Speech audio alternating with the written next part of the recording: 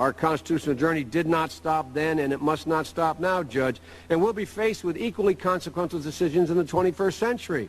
Can a microscopic tag be implanted in a person's body to track his every movement? There's actual discussion about that. You will rule on that, mark my words, before your tenure is over.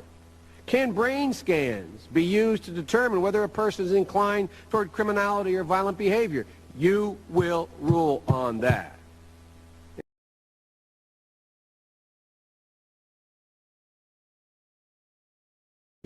Can a microscopic tag be implanted in a person's body to track his every movement? There's actual discussion about that. You will rule on that, mark my words, before your tenure is over.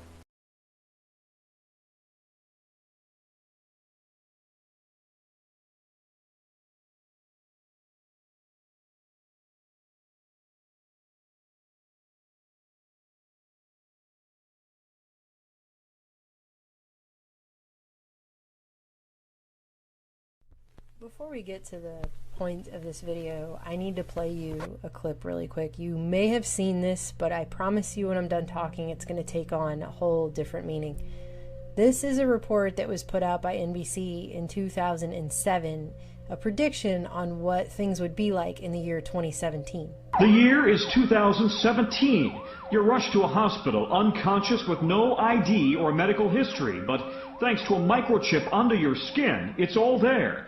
Science fiction 20 years ago, but a biometric reality today. So what they were talking about here is that by what is now next year, they were talking about everyone being in some form microchipped. And that microchip would be tied to all of your information, your medical information, your financial information, everything about you would be tied to this microchip. And this has been made fun of by people, but it's eerie as hell when you consider that this just happened. It seems that our House is in a race to pass some of the most Orwellian legislation we've ever seen in the history of this country as the clock ticks down on the Obama administration's last little breath. And they are just passing these things with overwhelming majorities that are insane. They're insane. Okay? And this one is perhaps the most insane. In fact, when I saw this headline, no offense to this website, but when I saw the headline, I had to ask myself if it was fake news because I thought, oh, come on, there's no way they actually did that. And I had to actually go myself and look up this bill. This is not an Onion article. This is not Saturday Night Live skit. This actually really did just happen. So this is HR 4919. Which is to reauthorize the Missing Alzheimer's Disease Patient Alert Program and promote initiatives that will reduce the risk of injury and death relating to the wandering characteristics of some children with autism. Now that sounds all good and fine, but this is an Orwellian human tracking program that could quickly and easily get out of control due to the vagueness with which this bill is written. And it mandates that the U.S. Attorney General award grants to law enforcement officials so those agencies can create, establish, and operate locative tracking technology programs. And the mission is to find, quote, individuals with forms of dementia, such as Alzheimer's disease, or children with developmental disabilities, such as autism, who have wandered from safe environments. And it would also require the Attorney General to consult with the Secretary of Health and Human Services, blah, blah, blah. But it's not under the Health and Human Services Department. It's under the U.S. Attorney General and the Department of Justice. If you go and look at the language that is in this bill, it is very ambiguous. If you go look up what a developmental disability is, I mean, you're talking about things like bipolar disorder, ADD, and ADHD are considered developmental disabilities, and you're going to start getting into some serious gray areas on what that means. Now, right now, this bill is voluntary, but listen to Rep. Gohmert, because he's the only person who apparently got up and said anything negative about this bill, and he said a lot. In fact, he said so much that even as I was listening to him talk, I thought, is this a real session of Congress? Life here in Congress would be so much easier if I simply would not read the bills. This bill creates a program, a federal tracking program, and it starts with Alzheimer's patients, autism patients, but it also includes, according to the bill, developmental disabilities, and that's broad enough that you can start including all kinds of things now that the law has been passed. There is nothing anywhere in the law that prevents a parent from having something that helps that parent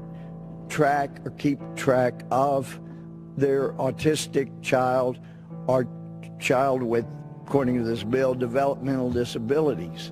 Nothing. There's nothing that keeps a guardian for using some kind of tracking methodology to keep up with someone who has Alzheimer's.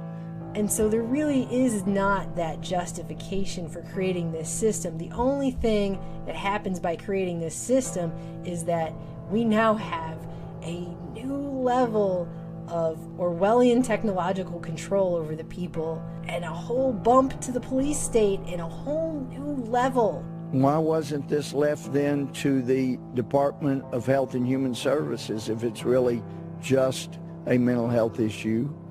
And the answer is it was left to the Attorney General, to the Department of Justice, because truth is, if it needs to expand, that's where they want it to expand.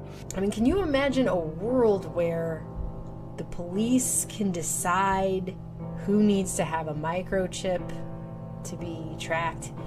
They claim in this bill down here at the bottom that there are limitations, and that the limitations are tracking data may not be used to create a federal database. But I don't know why anyone would trust that just because it says it. And secondly, that it's voluntary. Congressman Gohmert points out that would be very easy to change. We were assured that this is strictly voluntary, but once you have a program in place, it's very easy for someone to file a petition and ask a judge, such as I once was back in Texas, here's the indications. We need an order for the good of this person, safety of the public, so that this person can be tracked. And it's not just danger to themselves. The bill talks about or caused by the patient, injury that's caused by the patient, or could be. And then, despite some of my friends in Congress saying, this is really not a danger, it's nothing to worry about, I get back to the office and my staff hands me an article. Well, now in Japan they've come up with the best way of tracking people. It's by putting barcodes on fingers. All you need is a barcode on one finger, a barcode on one toe, and then the Japanese government will be able to accurately and adequately track people they're concerned about.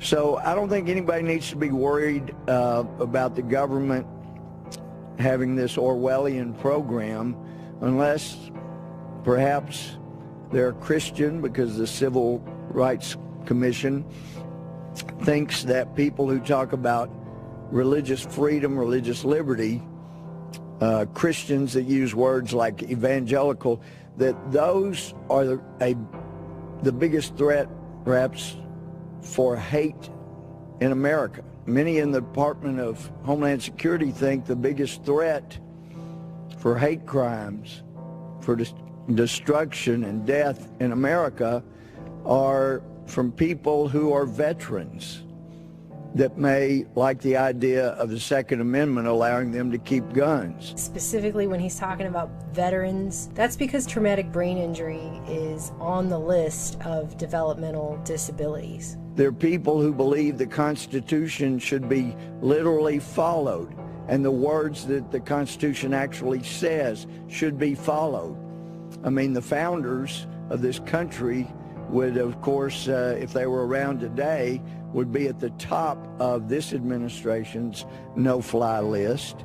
You believe the Constitution should be literally followed, or you believe that you should have a right to keep and bear arms under the Second Amendment, or you believe the 10th Amendment means what it says. Anybody that believes those kind of things is really a threat. Did he really just get up and say all of that and have to get up and say that? Are we really to the point now in this country where a congressman is saying these kinds of things in front of Congress? And we are. That is the point that we're at. Anybody that believes those kind of things is really a threat, according to some in this administration and some in what has become more of a permanent government. Administrations come and go, but we've got liberals that are so tolerant they want to take away the rights of anybody with whom they disagree. The blacklist experts, they talk about blacklists of the 50s, and they go beyond anything that the 50s may have had in store. This has already had a roll call in the Senate. My understanding, I was told that in the Senate, it was likewise breezed through. Somebody went on the Senate floor when other senators weren't there, maybe two people or so, and said, I ask unanimous consent that this bill be passed. Hearing no objection, so ordered. Not much of a vote. We didn't even have a hearing in committee. We didn't, where we bring witnesses, talk to experts, talk to people involved, see what the problem is, see if the cure is worse than the problem. And we didn't have that. We didn't have constitutional experts talk about the indications for our future freedom. I'm guessing this is just going to be one of those things that's quietly passed. There was really no objection to it. Gomer got up there and said all those things, and that's all good and fine, but it was after it was passed. There just was not enough attention paid to this bill, and it breaks my heart, and I'm not kidding, I'm not being sarcastic, and I'm afraid because of the bill's passage today, I'm sure the president will sign it into law. Gee, we get to track people we're concerned about in America. Maybe we'll use a barcode. If we can have the Attorney General, in his opinion, find that a subcutaneous chip implant is non-invasive, then we could do that. But maybe the barcode would be better than a chip. But anyway, we've passed the program. I really feel like we left the reservation a long time ago. You know how they use this vague language and they play these semantic games, and the little inch that the door is cracked open then gets kicked off the hinges. I just can't believe we're actually watching it happen. One day they'll be remembered as the ones who quietly pushed this bill through that allowed a federal government to begin tracking for the first time.